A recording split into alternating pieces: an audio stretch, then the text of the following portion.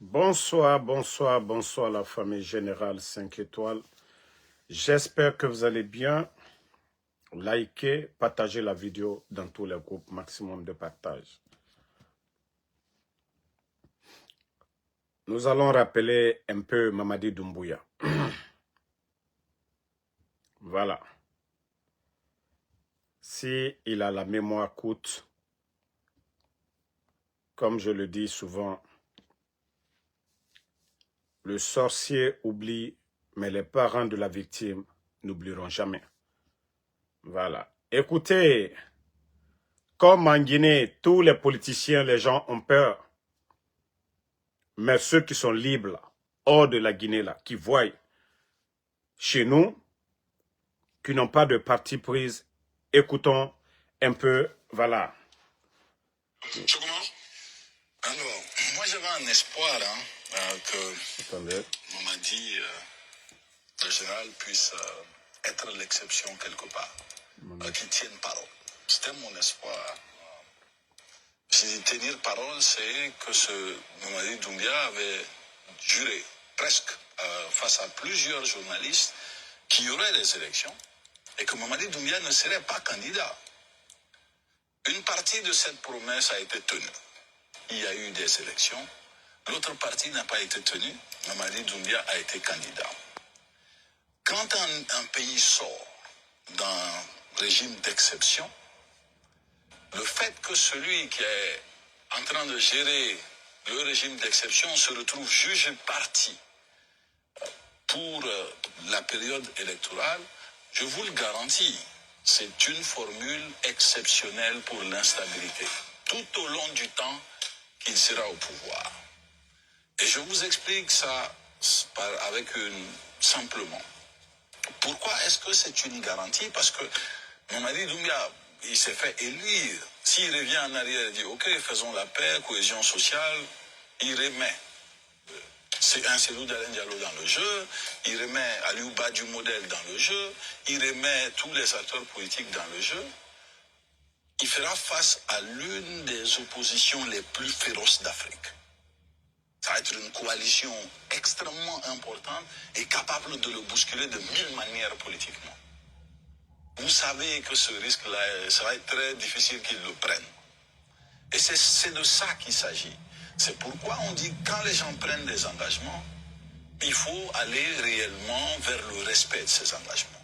Moi, je le trouve dans l'exécution de ce programme, dans l'exécution de ce projet, par rapport à ce que la nature nous a, nous autres, offert, nous sommes très envieux.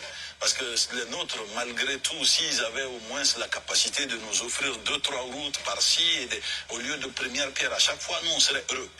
Si on avait la capacité d'exécution de Mamadi Doumbia, on serait heureux, parce que ça, au moins, ça te donne un espoir. Voilà. Mais au-delà de ce fait, il faut qu'on cesse. Je crois que c'est sur un plateau en Côte d'Ivoire. Les gens ont analysé à leur manière. Vous avez écouté ça, je vais vous mettre la deuxième vidéo. Partagez au maximum. Voilà. Comme le CNRD, ils ont la mémoire courte, nous allons les rappeler un peu. Suivez ça aussi. Nous savons tous que Mamadi Doumbouya n'est pas venu pour la rupture du système néocolonial installé en Guinée-Conakry.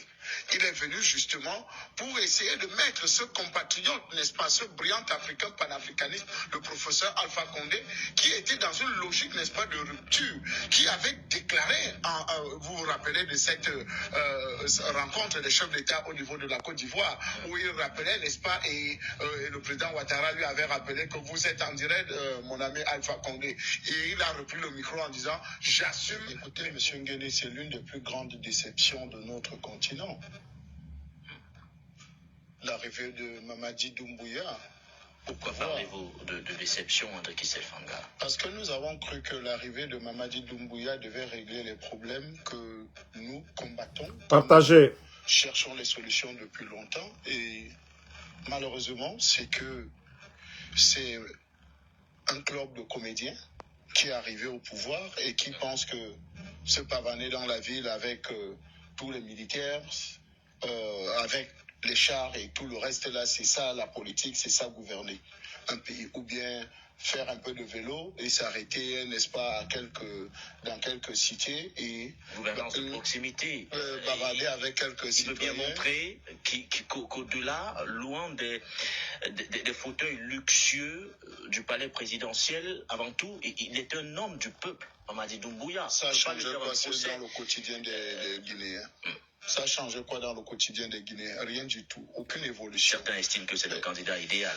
Bon, c'est pour eux, c'est normal. Vous savez, quand vous êtes dans l'arène, que ce soit l'arène politique, que ça, de la vie, de la société, il y a des gens il y a des partisans.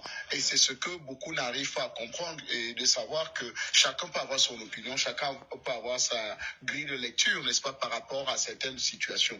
Et aujourd'hui, en Guinée, nous savons tous que c'est un désastre. C'est un désastre parce que rien n'a changé. Plutôt, la situation s'est empirée.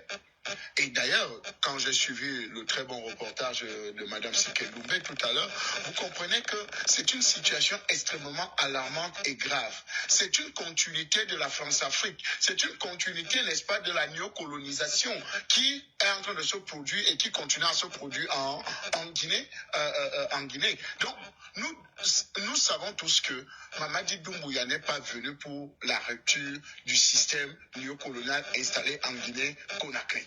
Il est venu justement pour essayer de mettre ce compatriote, n'est-ce pas, ce brillant africain panafricaniste, le professeur Alpha Condé, qui était dans une logique, n'est-ce pas, de rupture, qui avait déclaré, vous vous rappelez de cette rencontre des chefs d'État au niveau de la Côte d'Ivoire, où il rappelait, n'est-ce pas, et le président Ouattara lui avait rappelé que vous êtes en direct, mon ami Alpha Condé. Et il a repris le micro en disant, j'assume mes propos. Je pense que quand nous avons vu cela et que nous savons tous que Mamadi Doumbouya est un agent, n'est-ce pas, de la France-Afrique, c'est un agent, n'est-ce pas, qui vient davantage mettre le couteau dans la plaie des Africains, alors dire que c'est le candidat idéal pour une élection présidentielle, vraiment, c'est vraiment de Mamadi Doumbouya comédie. C'est de la comédie simplement parce que rien n'a évolué. Comme vous pouvez empêcher les médias en Guinée de parler de Mamadi Doumbouya, vous avez écouté aussi ceux-là venant de d'autres pays à travers l'Afrique. Je vous ai montré tout de suite un plateau, je crois, ivoirien, et je crois c'est un plateau vers le Congo aussi. Ça dit, Mamadi a été l'échec. Et les gens ont rappelé le fait de s'entêter de rester, il va faire face à une opposition. Et nous n'allons pas baisser les bras. Si lui-même il est venu s'arrêter qu'au 3e mandat, justifier le coup d'État qu'à cause d'un 3e mandat, nous aussi, nous n'allons pas baisser les bras. Lui aussi, il n'a pas respecté ses engagements vis-à-vis du peuple de Guinée. Mamadi n'a pas respecté ses engagements vis-à-vis du peuple de Guinée. Donc, nous n'allons pas croiser les bras et regarder ces incompétents gérer ce pays-là. Voilà. Et nous disons merci à tous ces journalistes-là aujourd'hui. Voilà. Malgré le CNRD, ils ne font que acheter les consciences partout dans le monde pour pouvoir parler de Mamadi, inviter des artistes, prendre l'argent du contribuable. Mais aujourd'hui, le monde a compris que Mamadi est une déception. Simandou, aujourd'hui, 15%. Personne ne va venir défendre l'indéfendable aujourd'hui. Les gens sont dessus de Mamadi. Oui, c'est les agents de la France-Afrique. C'est ceux-là qui veulent toujours continuer à laisser les multinationales venir piller nos ressources. Mamadi fait partie de ceux-là. Des complexés. Oui, qui ont leur famille en Occident, leurs proches en Occident.